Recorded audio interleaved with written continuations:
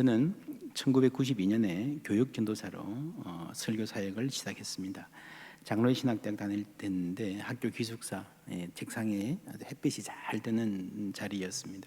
조그만 책상이었지만 하루는 그날따라 햇살이 너무 아름다웠어요. 그래서 이렇게 따사로운 햇살의 은총을 서두로 설교를 쭉 내려갔습니다.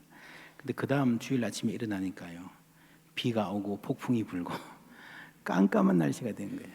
어떻게 해요? 비슷한 고민을 고난주간에 겪었습니다. 설교자가 되기 전에는 고난주간에 십자가에 집중하고 충분히 묵상하고 경건과 슬픔에 잠겨 있다가 부활절 아침에 쾌활하게 교회로 갔는데, 설교자가 되고 보니까 고난주간 한가운데 부활을 묵상해야 돼요. 그렇죠? 미리 준비해야 되니까. 이런 설교자의 시간, 엇박자는 사실은 기독교 복음 한가운데 있는 역설의 일부입니다. 오늘은 종려주일입니다. 예수님이 예루살렘에 입성하신 날, 예루살렘 성에 가보시면요, 많은 문들이 있어요. 그 중에 하나, 이 사자문, 라이온스 게이트라고 하는 문이 있습니다.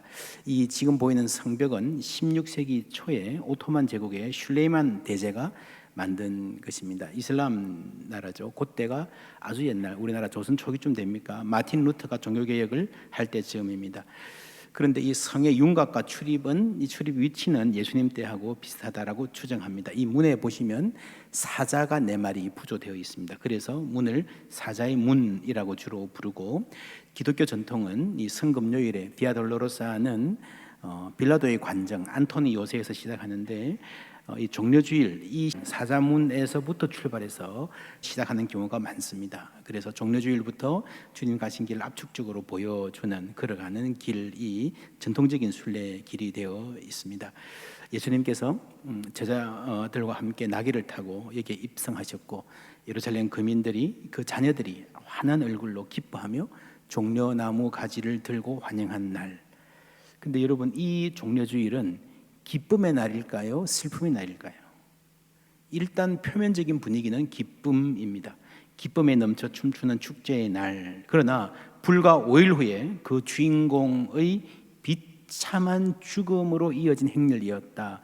그리고 그 죽음이 로마 총독의 의지가 아니라 그 도시를 가득 채운 집요한 군중들의 함성, 요구에 의한 것이었다는 것을 생각하면 우리가 이 날을 어떻게 바라봐야 될지, 기뻐하고 즐거워해야 할 날인지, 분노하고 슬퍼해야 할 날인지 쉽지 않습니다. 호산나 지금 구원하소서라는 말이 죽여라 죽여라 십자가에 못 박으라 라고 변하는데, 이 축제의 기쁨이 살인의 광기로 변하는데 불과 4일밖에 걸리지 않았습니다. 어떻게 사람들이 그렇게 돌변할 수 있을까요? 큰 충격입니다. 그래서 여러분, 이 충격을 완화하기 위해서 일부의 성서 해석학자들이 그런 시도를 했습니다. 이 충격을 좀 완화해 보고자, 예를 들면 다른 사람들이라는 거죠. 일요일의 사람들, 일요일에 호산나 외쳤던 선량한 순박한 백성들과 목요일의 사람들, 예수를 죽이라 십자가에 못 박으라 소리 높은 불량스러운 폭도들, 밤의 사람들, 다른 그룹이라는 거죠. 다른 그룹.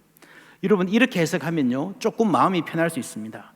일요일의 사람들과 목요일 밤의 사람들을 분리해서 나누고자 하는 시선은 때때로 이념적인 편향으로 이어집니다. 사람들을 기득권층과 기층 민중으로 나누고 예수를 죽이라 한 것은 기득권층 플러스 그 입에 부합하는 흉포한 무리배들이었다는 것입니다. 그러나 이 역사적인 사실을 그렇게 구분해서 보는, 백성을 구분해서 볼 수 있는 근거는, 역사적 문헌적 근거는 사실은 거의 없습니다. 추측일 뿐이고요. 아마도 자신들이 평소 사회를 보는 관점을 투영된 것인 것 같아요. 기득권층은 그 자체로 악이고, 약하고 힘없는 백성들은 순박하고, 그 가난한 백성들의 희망이 실현되는 사회가 좋은 사회다 라는 생각, 어느 정도는 맞습니다. 대제사장 가야바, 당시 예루살렘에서 가장 큰 권력을 가진 사람, 기득권층의 핵심이었습니다. 예수님을 체포하러 갔던 이들은요, 로마 군병들이 아니었어요. 성경을 보면요, 제사장의 하속들, 요즘 말로 하면 템플 폴리스라 할 수 있습니다. 성전의 경비병, 경찰들이었죠. 이들이 로마 세력을 등에 업고 호의호식하던 가야바 대제사장 가문을 중심으로 뭉쳐 있었고 그들이 가룟 유다를 돈으로 매수했습니다. 가룟 유다뿐만 아니라 군중들의 일부 세력을 비슷하게 유혹하거나 부려서 선동했을 가능성이 대단히 높습니다. 그런 점에서 이 일은 기득권층의 계략이 작동한 것이 틀림없습니다만은 그렇다고 해서 당시 부유층을 전부 다 악이라 볼 수는 없습니다.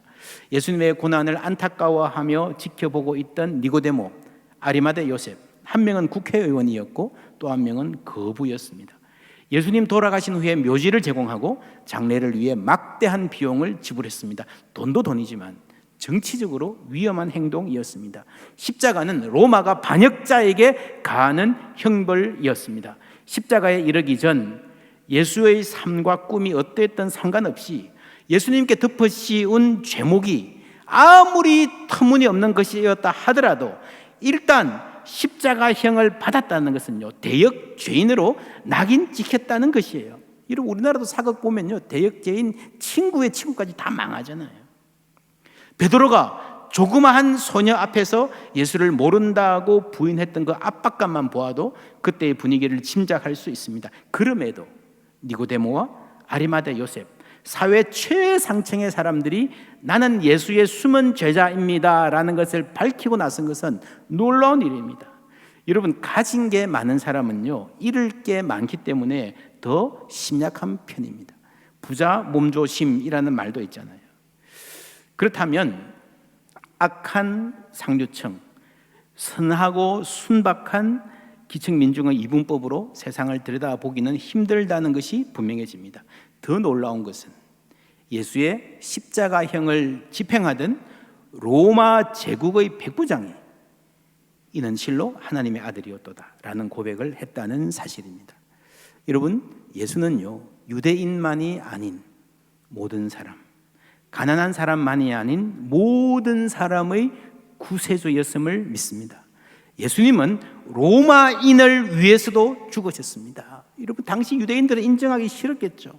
물론 예수님은 가난한 자들, 억압된 자들의 해방에 관심이 많으셨습니다. 그러나 억압하는 자도 죄인이고 억압당하는 자도 죄인입니다. 가난한 이들도 부유한 이들도 다 죄인이고 다 구원받아야 하는 사람들임에 틀림없습니다. 그래서 모든 사람 안에 일요일의 사람과 목요일의 사람이 섞여 있다고 보아야 합니다. 예수님은 그 중에 어떤 죄인도 포기하지 아니하시고 다 품어주신 줄 믿습니다. 따지고 보면 청년 사울, 바울의 젊을 때 모습, 이야말로 정말 100% 목요일의 사람 같잖아요. 목요일의 폭력의 사람들 중에서도 가장 극렬한 사람이었잖아요. 그러나 하나님은 그 사람도 불쌍히 여기신 거예요. 사도행전 6장 7절 함께 읽습니다. 하나님의 말씀이 점점 왕성하여 예루살렘에 있는 제자의 수가 더 심히 많아지고 허다한 제사장의 무리도 이 도에 복종하니라. 허다한 제사장의 무리, 사울이 속했던 바리새인뿐만 아니라 사두개인, 제사장의 무리, 기득권층의 핵심인 사람들 중에서 많은 사람들이 예수의 제자가 되었습니다. 예수님은 바리새인도 제사장도 사랑하시고 품어주셨습니다. 그러니 사람들끼리 네 편 내 편 나누어서 편을 가르고 배제하는 것은요, 성경적이지도 않고 현실적이지도 않습니다.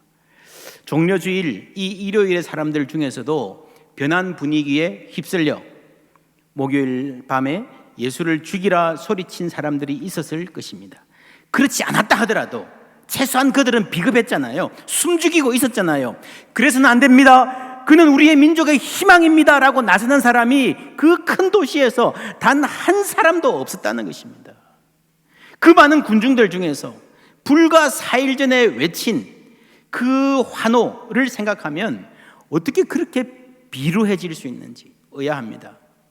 박수 치다가 돌변해서 침을 뱉지는 않았다 하더라도 역사의 물줄기가 반역으로 흐르는 이 시기에 비겁하고 침묵하고 있다는 것이 침을 뱉는 것과 뭐 그리 다른가? 라고 성경은 묻습니다. 예수님을 기대했던 예루살렘 주민들뿐 아니라 예수님을 따라다니면서 동고동락하면서 예수님을 알고 예수님을 주로 고백하고 그 예수님께 인생을 걸었다고 했던 베드로와 제자들도 크게 다르지 않았습니다. 예수를 판 가룟 유다나 부인하고 도망간 제자들이나 본질적으로 크게 다르지 않다라고 보는 것이 성경의 평가입니다. 하나님께서 가난하고 힘없는 백성들에게 특별한 관심을 가지고 그들을 돌보시는 것은 맞습니다. 그러나 그들도 여전히 비겁하고 세속적인 욕망에 휩쓸리는 사람들입니다. 그들의 가난한 자들의 약한 자들의 눈물이 닦여지고 그들의 희망이 실현되는 사회는 좋은 사회다, 맞습니다. 그러나 그 과정에서, 그 실현의 과정에서 그들의 희망도 얼마든지 오염되고 변질될 수 있습니다. 희망이 탐욕에 의해서 잠식되는 것입니다. 며칠 걸리지 않았습니다. 일요일에서 목요일까지 예수님께서 월요일 날 성전에 들어가서 채찍을 휘두르시고 성전의 일부 장사꾼들을 공격하시는데, 그걸 보고도요 예루살렘의 기득권자 대제사장의 경비 유지하는 사람들은 꼼짝 못했습니다. 왜냐하면 백성들이 지지하고 있었기 때문입니다. 그냥 숨죽이고 지켜보았어요. 백성들의 반응이 두려웠기 때문입니다. 그래서 공개적으로 체포하지 않고 밤에 은밀한 곳에 가서 체포한 거예요. 그리고 야간 재판을 합니다. 여러분, 당시 법으로도요 야간 재판은 불법입니다. 그리고 법정이 아닌 가야바 개인 주택의 뜰에 모여서 불 피워놓고 재판해요. 하룻밤 사이에 재판을 하고요, 체포된 지 24시간도 안 돼서 사형을 집행해 버립니다. 여러분, 야간 재판, 속전속결 사형 집행은 독재 국가의 전형이죠. 당시 유대의 법과 관행으로도 불법이었습니다. 이렇게 무리한 이유는 대중 조작을 위해서입니다. 예루살렘 사람들은 예수를 좋아했습니다. 예수를 기대했습니다. 인기가 하늘을 찔렀습니다.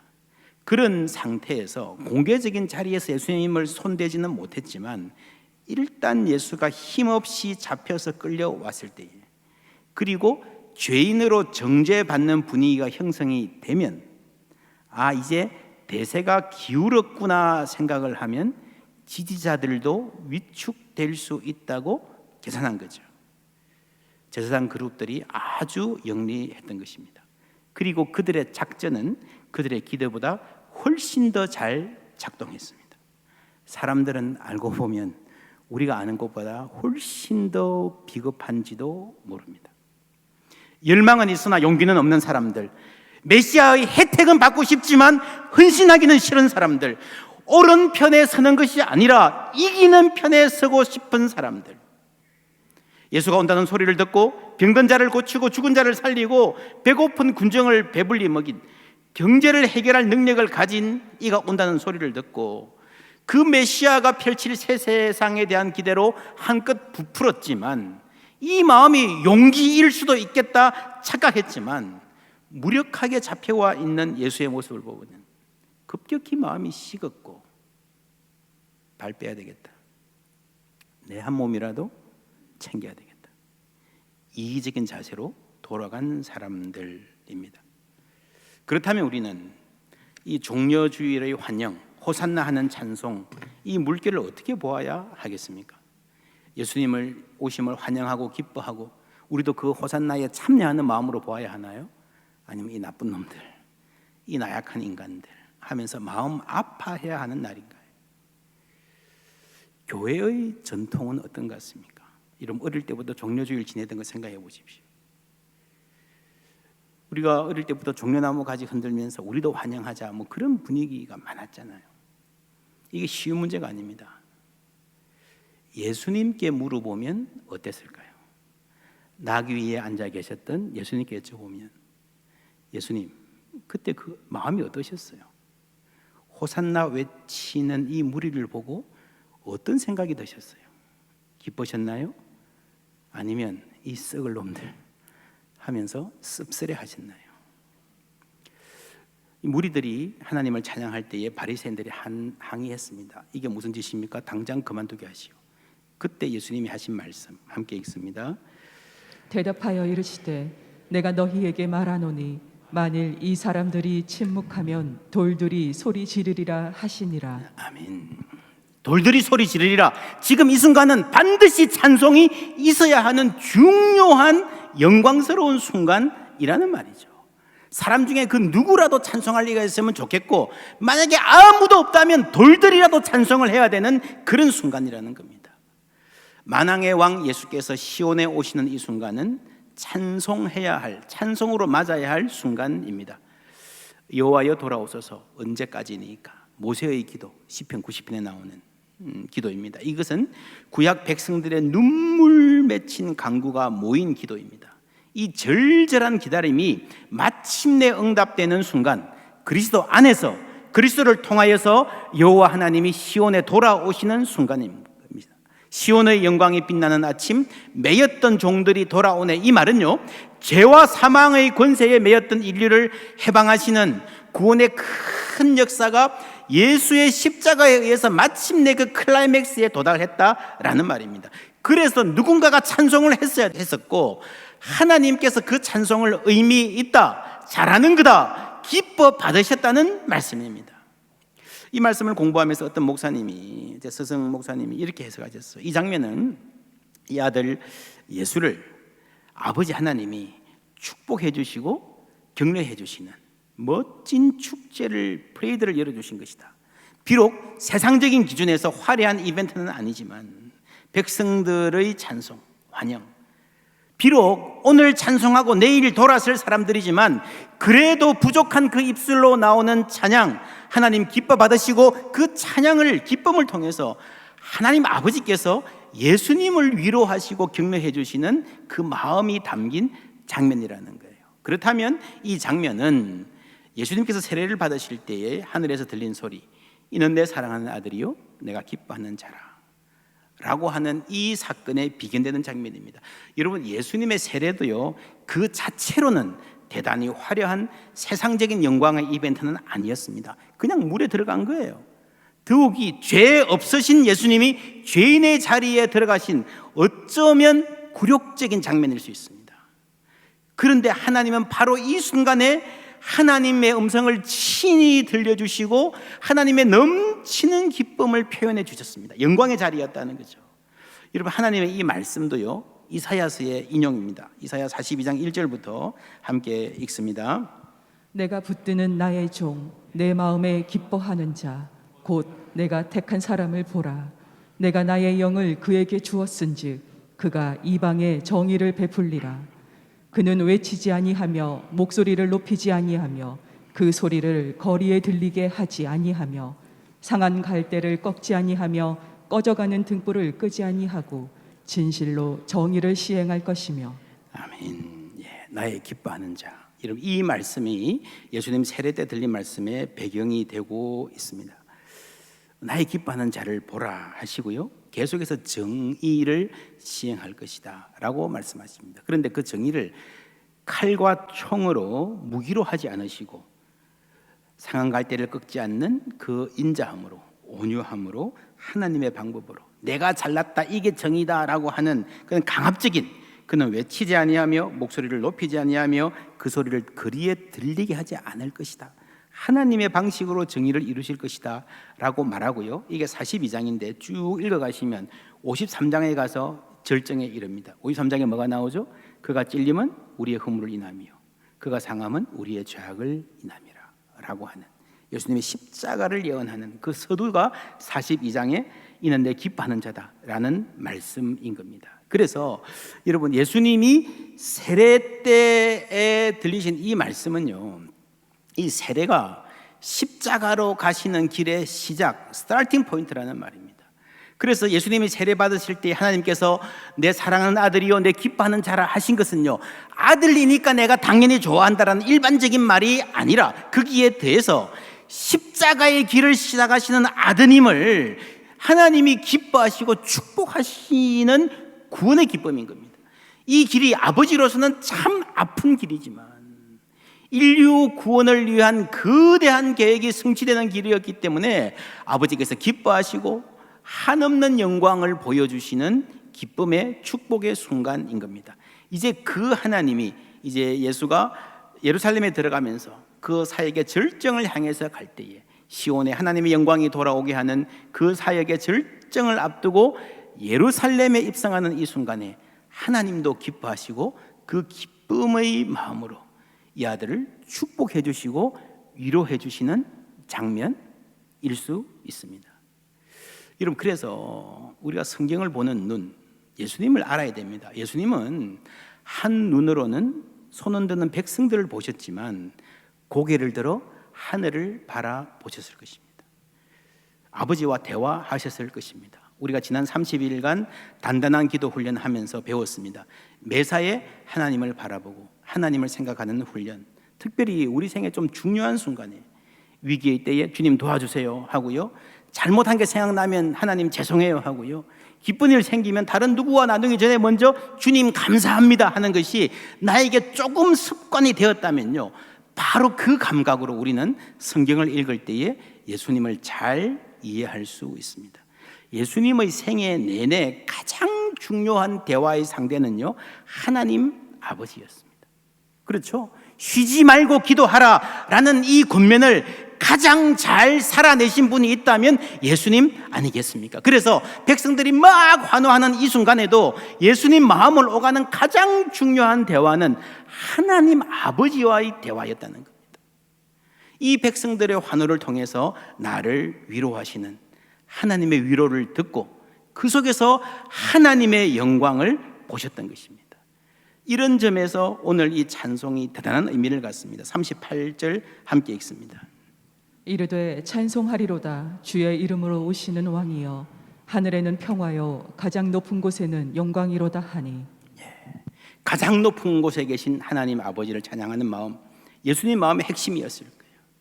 그래서 정리하면 우리는 종려주일의 의미를 세 가지로 볼 수 있습니다. 첫 번째 단계는요, 축제의 기쁨이에요. 그냥 표면적으로 보이는 기쁨이에요. 아, 좋다, 신난다.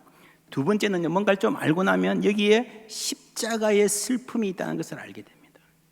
그냥 기뻐하기 힘든 날입니다. 그러나 좀 더 알고 나면요, 이 전체가 하나님의 구원의 역사라는 것을 알고 더 깊은 기쁨, 더 넘치는 기쁨으로 채워지게 되는 것입니다. 여러분, 예수님은 이 무리들의 찬양을 듣고 이 찬양은 꼭 필요한 것이라 말씀하시고요, 이 사람들이 잠잠하면 돌들이 소리를 지르리라 하셨습니다. 이 말이 유명한 말이죠. 흔히 쓰는 말입니다. 야, 내가 잠잠하면 돌들이 소리 지를 거야 라고 우리 가끔씩 말하잖아요. 언제 이런 말 합니까? 언제 이런 말 하죠? 누구를 비판할 때, 잘못됐다 그럴 때에, 사회 정의를 외칠 때에, 불의를 고발할 때에. 그런데 여러분, 예수님이 돌들이 소리 지르리라 하신 이 본래의 맥락은 하나님을 찬양하고 예배하는 목소리였다는 것을 기억해야 됩니다. 여러분, 사회 정의를 위한 외침이 필요하지 않다는 말이 아닙니다. 중요합니다. 그러나 우리가 알아야 될 것은요, 그 외침이 쉽게 변질된다는 거예요. 이 길이 정의입니다라고 그 외치던 일요일의 그 선량한 백성들이 목요일에 무도한 폭도로 변해버렸듯이 오늘 정의를 위해 외치는 이들이 내일 불의의 조력자가 되는 경우를 우리는 아주 많이 봅니다. 여러분, 예배의 목소리가, 예배의 고백이 중요하다는 것은요, 이 세상이 어떻게 되든 우리는 예배만 잘 드리면 된다는 말이 절대 아닙니다. 우리는 이 세상의 아픔에 깊은 관심을 가지고 위에서 기도하고 또한 그리스도인으로 해야 될 일을 해야 됩니다. 그러나 동시에 인간의 정의가 얼마나 변질되고 오염되기 쉬운지를 알고 하나님의 정의, 하나님의 평화를 갈구해야 되는 줄 믿습니다. 그것이 근본적인 평화고 궁극적인 평화입니다.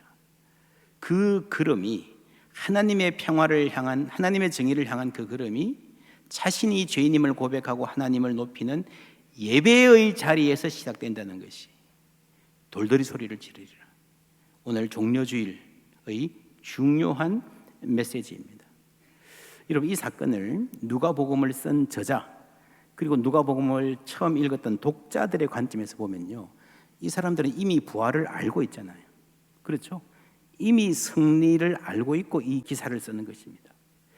예수님 제자들의 입장에서 보면 처음에는 이날의 그 철없는 축제에 대해서, 그리고도 우리가 금방 예수님을 배반하고 도망간 것에 대해서 굉장히 부끄러웠을 거예요. 정말 철없이 막 까불고 좋다는 그 몸짓을 생각하면서 막 그냥 수치에 떨었을 거예요. 우리가 뭣도 모르고 박수치고 그랬구나. 그런데 거기서 조금 더 지나가서 한 단계 더 철이 들고 믿음이 깊어지면요, 그때 그렇게라도 예수님을 축복해드리고 마음껏 찬양해 드리기를 정말 잘했다 싶었을 거예요. 여러분, 아직 십자가가 남아 있습니다. 부활은 그 다음에 있습니다. 그러나 여러분, 부활절 이후에야 비로소 기쁨이 오는 것이 아니고 그리스도께서 부활하심을 알기 때문에, 하나님이 이 세상을 다스림을 아시기 때문에, 최후 승리를 믿기 때문에 그 완성을 향해서 나가는 동안에도, 그 고난의 발걸음 가운데도 우리가 잠시나마 기쁨의 순간, 축제의 날이 있다는 사실을 기억해야 됩니다. 우리의 삶 마찬가지입니다. 여러분 인생에서 기쁨을 누릴 시간을 하염없이 뒤로 미루지 마시기를 바랍니다. 가족이 누가 아파서 병원에 누워 있어요. 빨리 나와서 우리 어디 가자. 이것도 하고 맛있는 거 먹으러 가자. 좋아요. 그건 그대로 하고요. 그러나 아픈 그 자리에도, 아픈 오늘에도요, 우리가 마음을 열고 하나님 만나면요, 마음을 열고 서로 사랑하면요, 오늘 주시는 기쁨이 있는 줄 믿습니다. 서로 사랑을 표현하고 하나님 병석에서도 손잡고 기도하고요, 하나님이 그 자리에서 주시는 기쁨을 양보하지 마시기를 주님의 이름으로 축원합니다. 젊은이들이 취직하려고, 학교 가려고 큰 시험을 앞두고 있어요. 이 날이 모든 기쁨은 뒤로 미루고 시험 합격 위로 미루고 이를 악물고 인내하고 희생하는 시간이다? 여러분, 아니에요. 공부하고 준비하는 이 시간도 내 소중한 아름다운 인생의 일부예요. 여러분, 코로나로 온 세상이 멈춘 것 같아도 여전히 봄이 되니까 꽃은 피잖아요. 아름답게 피잖아요. 우리 그 꽃한테 배워야 돼요. 시험 준비하면서도, 여러분 미래를 위해서 허리띠 졸라매고 저축하면서도 그 인생의 페이지마다 하나님이 주시는 크고 작은 기쁨 누릴 줄 아는 믿음 가지시기를 바랍니다. 젊은 분들, 아이들 기를 때 힘들죠. 정말 아이 기르면서 그 육아 스트레스, 우울증 걸릴 지경이다. 빨리 키워놓고 좀 재밌게 살자. 빨리 키워놓고 기쁨 누리자. 아니에요. 그날은 어떻게 될지 몰라요. 그렇잖아요, 그죠? 많은 분들이 자식들 다 키워서 품 떠나고 나면 뭐라 그럽니까? 그때가 좋았는데, 그때가 좋았는데. 여러분, 오늘의 기쁨을 누리시기를 바랍니다. 이 시대를 설명해주는 집약적인 말 한마디, 영끌이라는 말 아십니까? 영혼까지 끌어모아. 이게 참 고약한 말입니다. 참 심각한 병입니다.